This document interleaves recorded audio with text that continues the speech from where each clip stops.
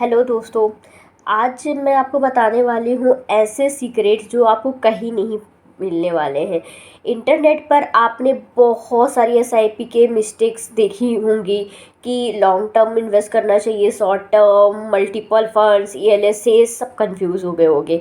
तो ये सब पुरानी बातें हैं। आज मैं आपको वो 5 बातें जो हिडन बताने वाली हूँ, जो न्यू टैक्स एक्ट के आ जाने के बाद इन्वेस्टर को सबसे ज़्यादा हिट कर रही है। और ये पॉइंट्स आपको कहीं नहीं मिलेंगे सिवाय इस वीडियो के, तो लास्ट तक बने रहिए।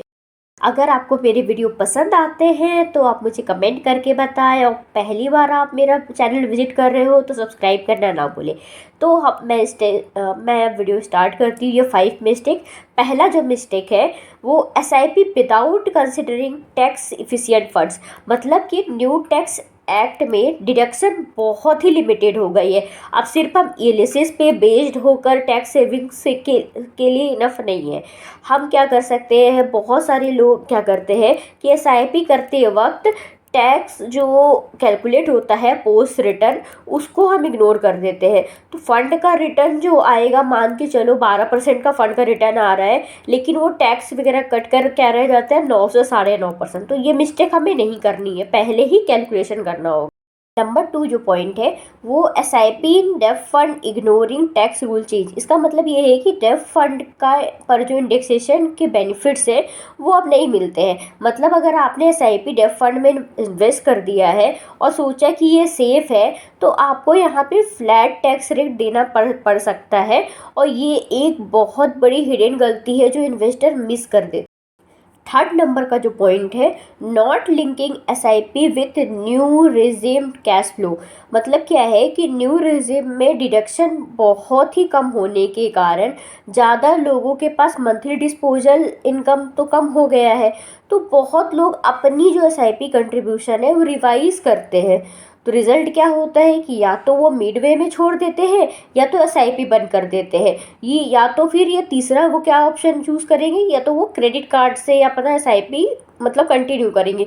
ये दोनों ही जो तरीके हैं वो बहुत ही गलत है। चौथा जो पॉइंट है, SIP redemption ignoring holding period. इसका मतलब क्या होता है कि इक्विटी एसआईपी के लिए जो होल्डिंग पीरियड होता है, ये हर इंस्टॉलमेंट अलग अलग होता है। इसका क्या मतलब हुआ, मतलब कि अगर आपने 2021 में एसआईपी स्टार्ट करी है और अभी 2025 में आके आप इसे विड्रॉ कर रहे हो, तो जो पहला जो इंस्टॉलमेंट था उस पर एलटीसीजी के अंदर आपको टैक्स बेनिफिट मिल सकता है। मतलब आपका जो रिटर्न हो सकता है वो 0 होगा, लेकिन जो लास्ट ईयर का जो इंस्टॉलमेंट आपने दिया होगा ना, वो अभी भी शॉर्ट टर्म टैक्स उसमें लग सकता है। तो ये 90% इन्वेस्टर ये चीज़ों को मिस कर। पांचवा जो मोस्ट इम्पॉर्टेंट पॉइंट है, एसआईपी गोल मैपिंग इग्नोर कर देना। एसआईपी एक टूल है। न्यू टैक्स एक्ट के आ जाने के बाद आपको गोल के अकॉर्डिंग इसको मैप करना बहुत ही ज़्यादा इम्पॉर्टेंट हो गया है।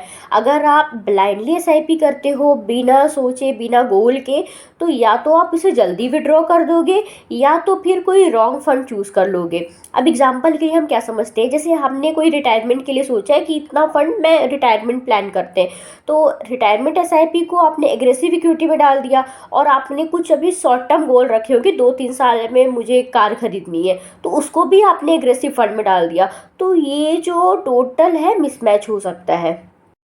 ये 5 हिडन जो मैंने अभी शेयर किया, ये न्यू टैक्स के बाद इन्वेस्टर को साइलेंटली लॉस करा रहा है। अगर आप इन्हें अवॉइड करते हो तो आपके SIP returns not just safe रहेंगे, बल्कि टैक्स इफिशिएंट भी बनेंगे। अगर आपको मेरी वीडियो पसंद आए हैं तो लाइक करें, कमेंट करें और अपने फ्रेंड के साथ ज़रूर शेयर करें। और मेरे चैनल पे अगर आप पहली बार आए तो सब्सक्राइब करना ना भूलें। हम मिलते हैं नेक्स्ट वीडियो में। Thank you.